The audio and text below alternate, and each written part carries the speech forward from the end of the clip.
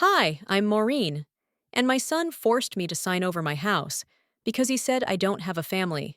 Not that I lost them, not that they passed, but because they decided I didn't count anymore. They changed the locks, threw away my pictures, told the neighbors I was just confused. But the worst part wasn't the paperwork. It was hearing my own son laugh about how easy it was to make me disappear. How do you fight for something when your absence has already been written into the story?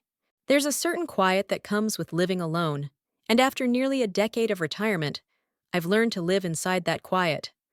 My days are predictable: mornings with the newspaper and black coffee, afternoons tending to my garden, and evenings folding laundry that doesn't accumulate much. There's something almost soothing in how still everything has become since Harold passed. He left behind silence, but not absence. I still talk to him some nights, and it comforts me more than I care to admit. That morning had started like most. I'd finished my crossword puzzle and was about to start another rewatch of a cooking show I didn't really care for when the phone rang. The name on the screen made my breath hitch. Dennis. It had been a while, too long for any mother to say without shame. "Hi, Mom," he said, chipper in a way that already felt too polished. "Just wanted to check in on you. How you been?" I smiled into the receiver, heart tightening. "I've been all right, just keeping busy." We spoke like that for a few minutes, pleasant but shallow. Then, with a tone so casual it could have passed for nothing, he said it. "You live alone, Mom. You don't really have a family anymore." The words hung in the air like fog I couldn't breathe through. I don't remember what I said back. Probably something about how I was glad he called, or some nonsense about taking care of himself. But something in me cracked. Quietly, invisibly. After the call, I sat in my kitchen for over an hour. I didn't move, didn't eat, just stared at the refrigerator magnets and the echo of his voice. No family? As if decades of school lunches, scraped knees, and sacrifices could be reduced to the fact that my home didn't have toys scattered across the floor anymore. I wanted to be angry, but the truth was colder than rage. It was grief. Slow, grinding grief over a child who didn't see me as part of his life anymore. Or maybe worse, someone who never had. That evening, I baked a batch of oatmeal cookies. Dennis used to love those when he was little. He'd beg for extra raisins. Without calling ahead, I drove to his house, a neat two-story in a development where all the homes looked like they were printed out by the same machine. His wife answered the door. She gave me a quick smile, one that didn't reach her eyes. "Oh, Maureen, this is a surprise." "I had some cookies," I said, holding out the tin like an offering to a shrine that no longer recognized me. "Thought the kids might like them." She hesitated, then took them. "Thanks. That's sweet of you. We're actually just sitting down to dinner." Dennis appeared behind her, arms slung around one of the twins. "Hey, Mom." There was warmth in his tone, but it was the kind reserved for mailmen and grocery clerks. I stood there, suddenly unsure whether to step inside or say goodbye. "I won't stay," I said quickly. "Just wanted to drop those off." "You didn't have to do that," he replied, scratching the back of his neck. "But thanks." As I turned back toward my car, I heard the laughter pick up behind the door. It wasn't cruel, just distant, removed, like I wasn't part of whatever they were building now. I sat in the driver's seat for a while before starting the engine. The cookies, I knew, would probably be eaten, maybe even enjoyed, but they wouldn't change anything. I was a guest in the life I had once nurtured from nothing. Staring out at the glowing porch lights, I thought about what Dennis said. No family. Was that what I had become? A relic from a chapter they were done reading? If that was true, if I was really on the outside now, then what exactly was I still trying to hold on to? The last time I signed anything for Dennis, it was for his college loan. The day after I sat in my car with Dennis's words circling like a slow whirlpool, he called again. This time, his voice was lighter, more careful, like he knew he'd gone too far but didn't want to address it outright. "Hey, Mom, I've been thinking, maybe we should go ahead and take care of that property paperwork. You know, so you're not on the hook for taxes anymore. It'll just simplify things. I didn't respond right away. My mind, still sore from the sting of our last call, ran circles trying to make sense of the shift in tone. Eventually, I said, "Okay," and he offered to drive me downtown the next day. The next morning, I put on a soft blue cardigan and sensible shoes, the kind I used to wear to parent-teacher conferences.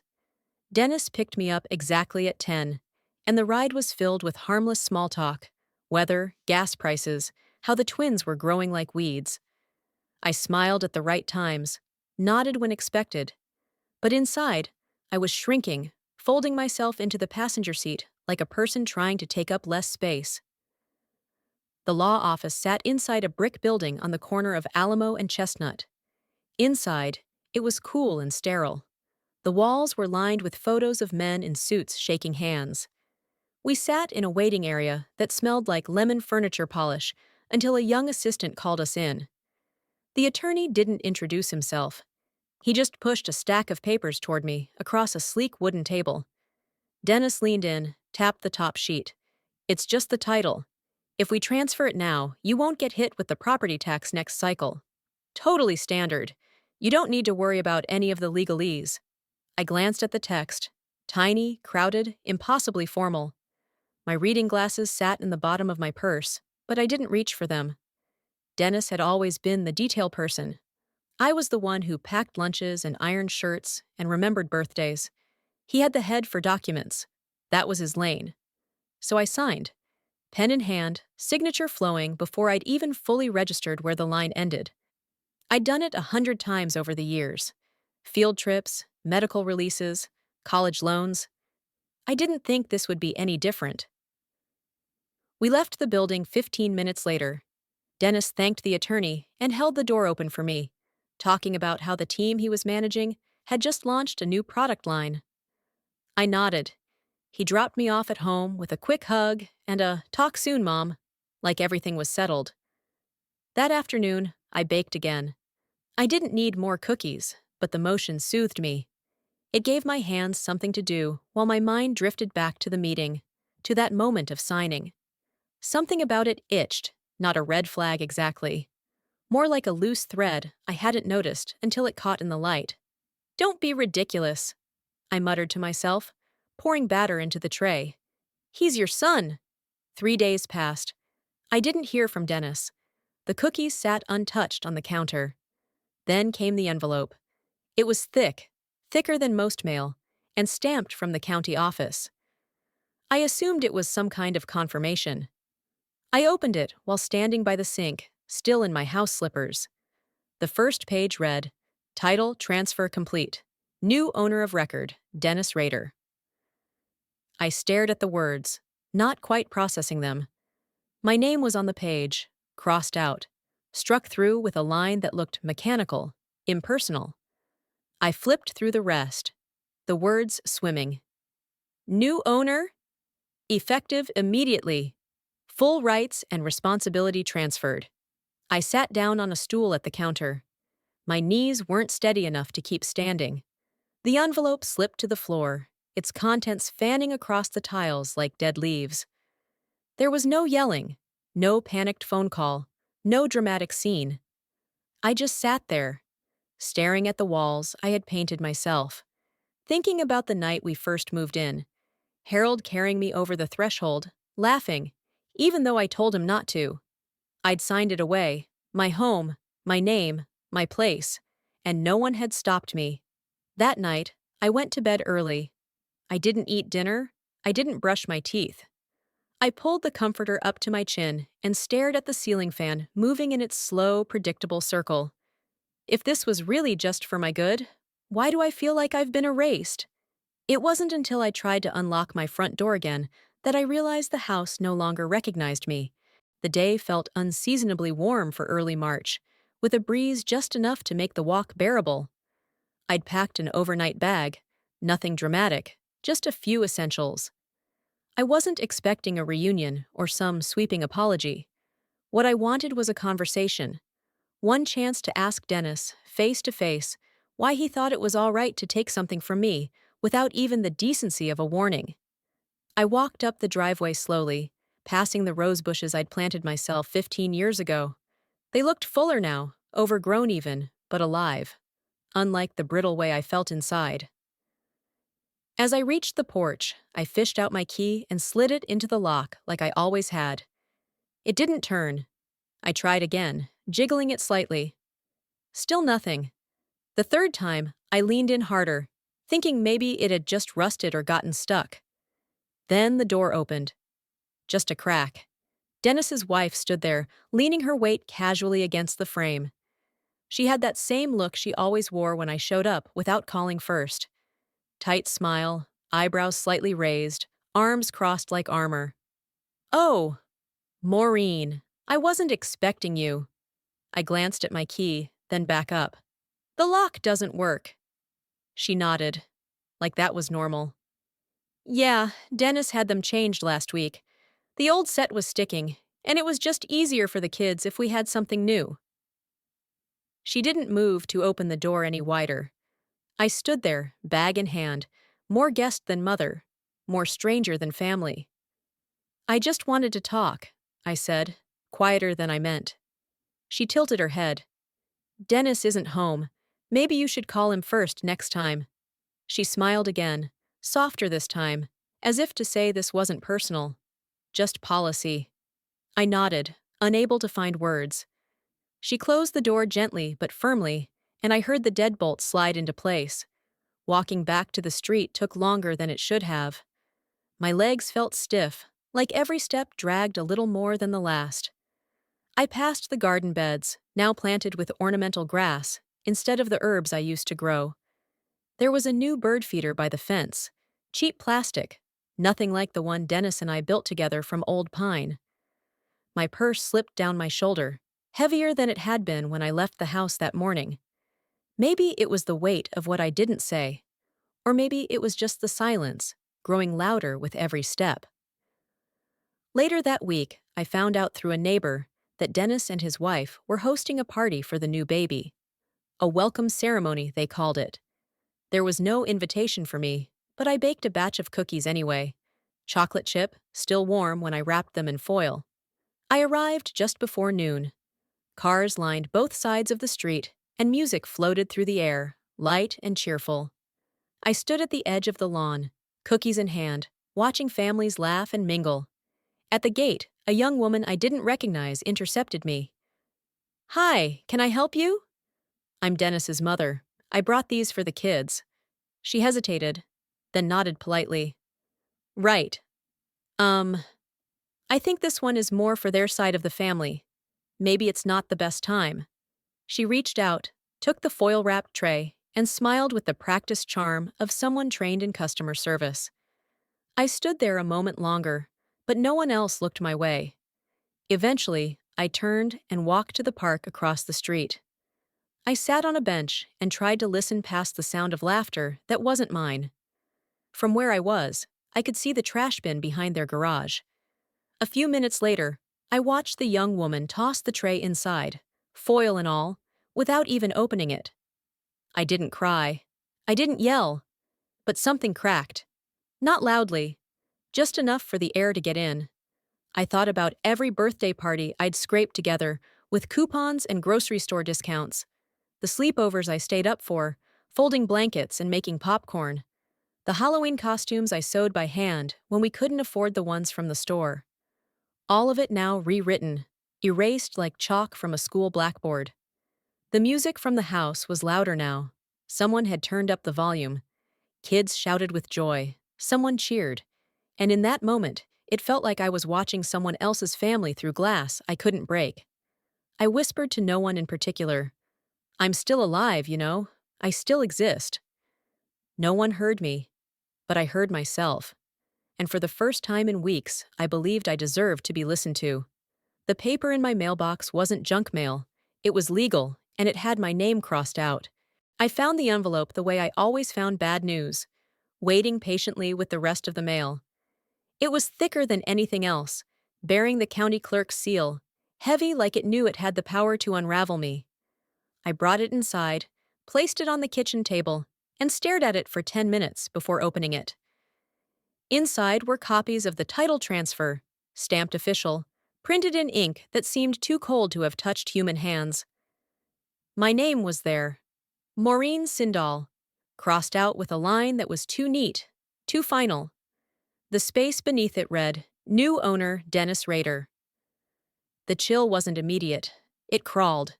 Started in my fingers, moved up my arms, settled somewhere between my ribs. I wasn't angry. I wasn't sad. I was subtracted. That was the word that kept circling my brain. Subtracted. The documents used phrases like effective immediately and full transfer of ownership. There was no apology, no acknowledgement, no mention of the woman who once scrubbed that floor on her knees or sealed the attic herself during a storm. Just signatures. And silence.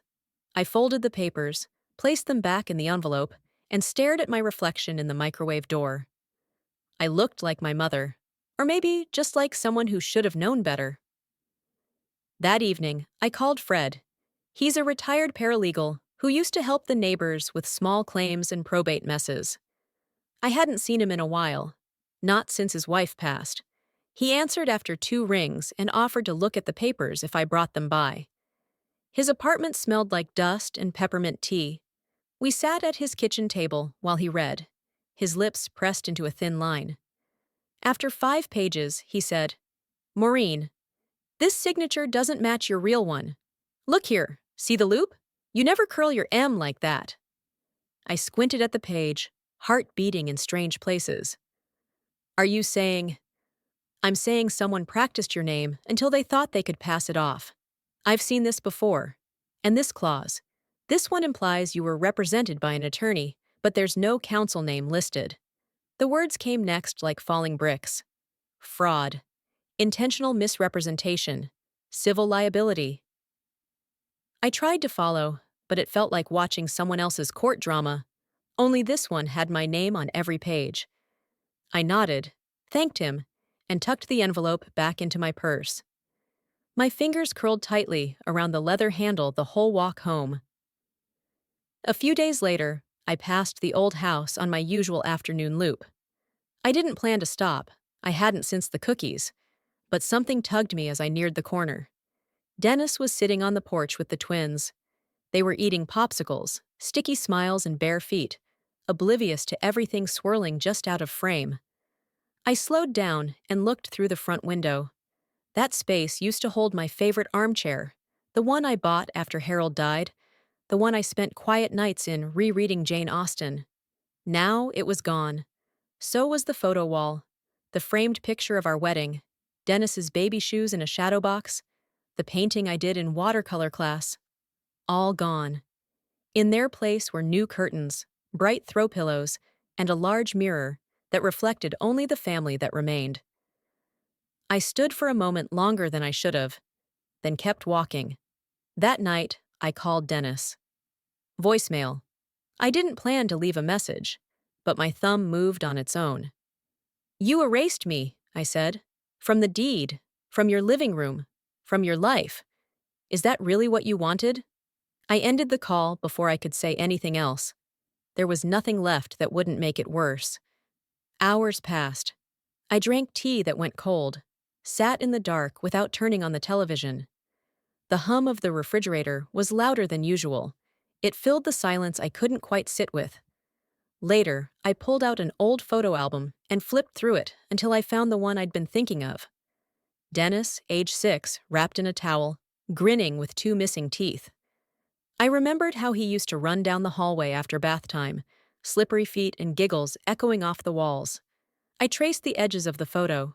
The grief wasn't sharp anymore. It was cleaner, like something that had finally scabbed over. I didn't cry, but I folded the photo and placed it in my nightstand drawer, alongside a notepad where I'd begun listing everything that had changed. The lies weren't whispers anymore. I heard them spoken loud and clear, just behind a closed door. I told myself it was just a drop-off. Dennis had left an old tool set in my garage months ago, and I figured it was a good enough excuse. Something simple. A reason to knock on the door without looking desperate. But the truth was, I needed to see the inside of that house again, to confirm what I already knew. When his wife opened the door, she looked surprised. Not rude, just off guard, like someone answering an unexpected package delivery. "Oh, hi, Maureen." I smiled like it didn't sting. "I found these in the garage. Figured Dennis might want them back." She stepped aside, letting me in. "He's around back with the kids." I nodded and stepped in slowly, setting the box by the coat rack. The smell hit me first. New paint, cinnamon candles, a home curated by someone who wanted to erase the past, not live with it. The couch was different. So were the rugs, the photos, even the lamp. Not a single trace of me in sight. I was gone. Every reminder of the woman who had raised their father, who used to live here, cleared out. "I won't stay," I murmured. "Just wanted to drop this off." I turned to go, but halfway down the hall, I heard voices. Dennis and his wife, low and laughing behind the barely cracked door of the laundry room. "All she had to do was sign it," Dennis chuckled. "She has no idea." There was laughter, hers sharp and mean. "Honestly, I didn't think she'd go for it, but man, she made it easy." I froze. For a second, I thought maybe I misheard. But the tone, the smug, knowing tone, there was no mistaking it. I didn't make a sound, just eased my hand off the doorknob and walked toward the front door like I hadn't heard my own child bragging about deceiving me. I didn't remember the drive back to my rented room. My fingers moved on autopilot, turning the key in the lock, setting my purse down, removing my shoes. My body knew the routine. My mind was elsewhere. The next morning, I opened my jewelry box. Inside was a small gold bracelet, 25 years old. Harold had given it to me for our anniversary. I held it in my hand, ran my thumb across the tiny clasp. Then I put it in a dish towel, folded it 3 times, and placed it in my purse. The pawn shop sat at the end of a strip mall between a vape store and a payday loan place. I walked in, head up, eyes forward. The man behind the glass counter didn't ask questions, just weighed the bracelet, mumbled something about market value, and handed me a receipt with a 3-figure number on it. I didn't flinch. I just said thank you and left. That money was for the lawyer. I found the listing online. Real estate and property fraud attorney, 10 years experience, free consultation. I called, scheduled the meeting, and the following afternoon, I sat across from a man who looked like he hadn't smiled since the Clinton administration. He read over the documents slowly, adjusted his glasses once, and then looked up. "This case isn't rare," he said. "I've seen a dozen like it. Elder fraud disguised as family restructuring. Most victims don't fight back." I met his eyes. "I'm not most." He nodded, then said, "You ready for a long fight?" "I've been fighting all my life," I replied. "I just didn't realize this one would be against my own blood." By the time I got home, it was late. I made tea, set it on the windowsill, and pulled out the documents. The title transfer, the forged signature, the original deed. I laid them out like puzzle pieces. Then I took a sticky note and wrote 4 words in capital letters. They erased me once. I pinned it above my desk. Then I turned off the lamp. The next time I tried to step onto my own porch, they made sure I knew I wasn't welcome. The sun had barely cleared the trees that morning when I stepped off the bus. I could have driven, but the walk gave me time to think, time to remind myself that I wasn't going to plead or beg. I wasn't coming to make peace. I was coming for clarity. I turned the corner, and there it was. My old house, now scrubbed of its history like a repainted tombstone. The yard was immaculate. There was a new security light above the porch, and a fresh white sign bolted into the fence. "Private property, no trespassing." That sign hadn't been there last week. Still, I walked to the porch, ignoring the way my steps sounded foreign on the concrete. I knocked 3 times, firm but not frantic. No response. I waited a moment, knocked again, then sat down on the step. It wasn't begging. It was remembering what I'd built. 15 minutes passed before the door opened. Barely. Dennis stepped out, careful to close it behind him, like I might lunge for the knob. "It's not a good time," he said, voice low. I stared at him for a moment. He looked smaller than I remembered. Or maybe it was me who finally saw him clearly. "I'm not here to stay," I said. "I'm here because this is still my house." He looked over his shoulder, then leaned in just enough to say, "Not anymore." He didn't wait for me to respond. The door clicked shut behind him, and I heard the deadbolt slide into place. I stayed seated. The porch step was cooler than expected, like it belonged to someone else now.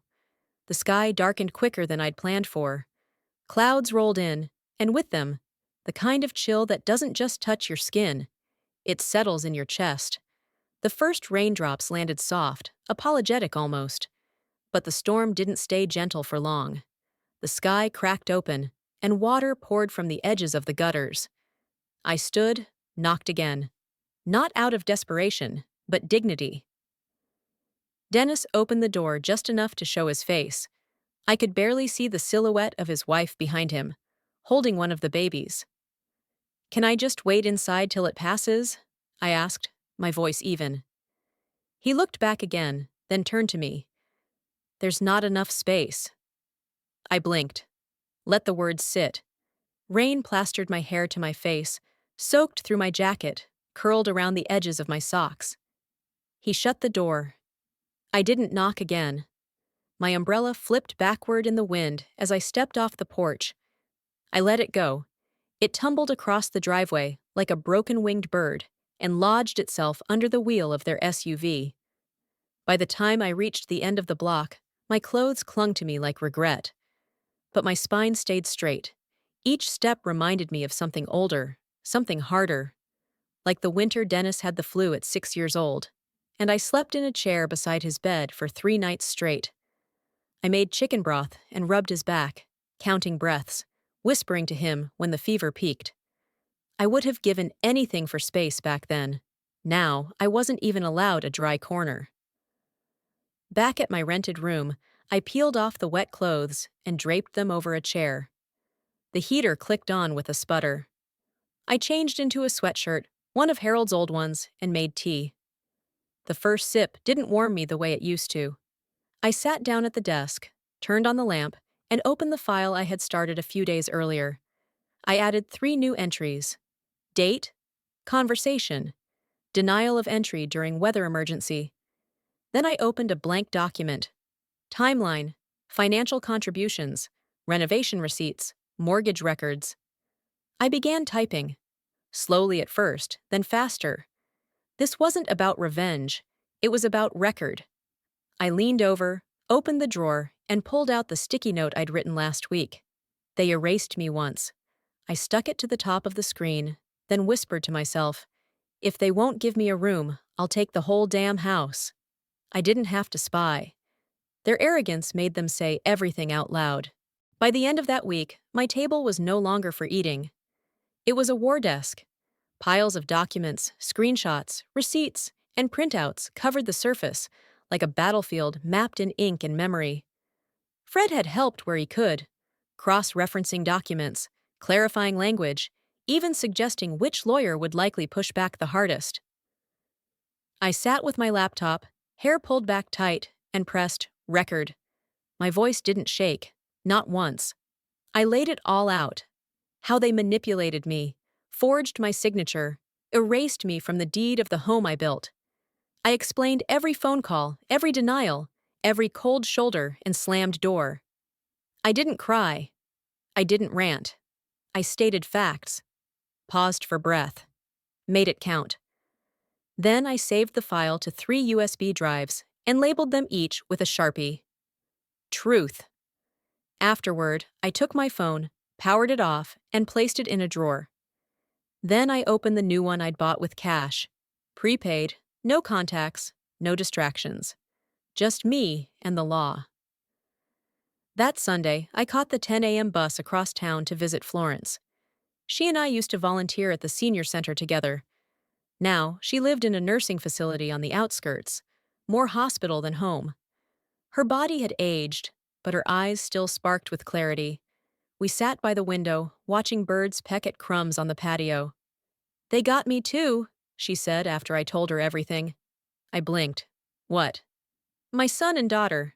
Said it was just paperwork. Said I'd always live with them. She gestured vaguely toward the beige walls. Then I woke up here. All I had left was a recliner and a box of sweaters. I swallowed hard. Did you fight it? She laughed. Not bitter, just tired.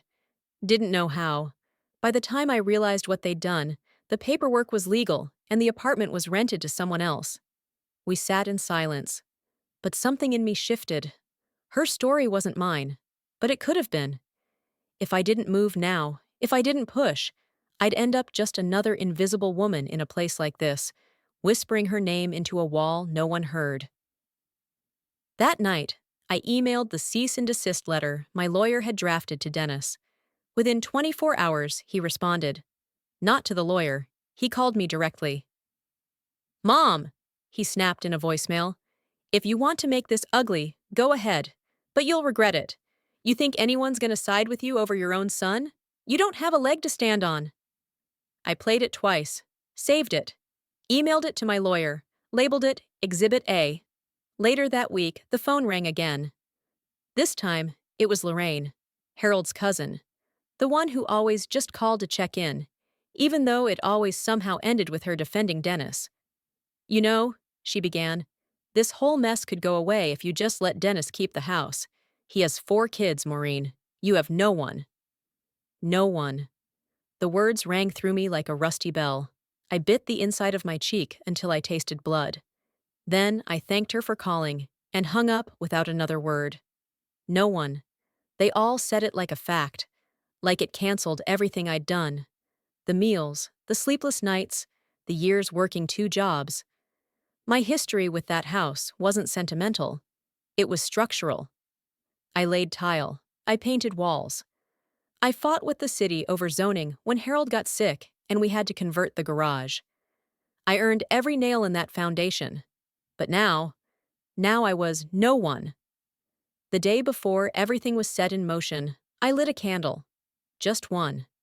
Not for prayer, not for show. Just light. I whispered, tomorrow the world will know. On the table sat a manila envelope addressed to a news station. Inside was one of the USB drives, a printed photo of the forged deed, and a letter. Simple, honest, undeniable. Next to it sat my timeline, printed on legal paper, marked with dates and footnotes. The heading read, Elder Financial Exploitation. Witness, Maureen Sindall. I didn't sleep much that night, but I wasn't restless. I was ready. It wasn't just a confession, it was a demolition. The invitation never came. Not that I expected one. I knew the day of the celebration because it had been plastered all over social media. Housewarming and community thank you luncheon, it said. Hosted by Dennis and his wife. Sponsors, balloons, banners. Family is everything, in looping cursive on the flyers.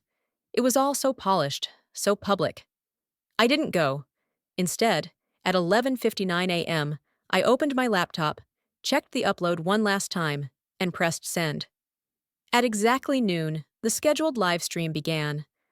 The link had already been quietly sent to a curated list. Community leaders, realtors, church elders, city clerks, and local journalists. Just enough to start a ripple that would spread on its own. The first face on the screen wasn't mine. It was the real estate agent. I'd recorded him during a call where he let more slip than he should have. Oh yeah, he said, chuckling. We knew the paperwork was kind of murky, but the son said his mom wouldn't fight it. She's soft, he told me. She won't make a fuss. Then the screen cut to me.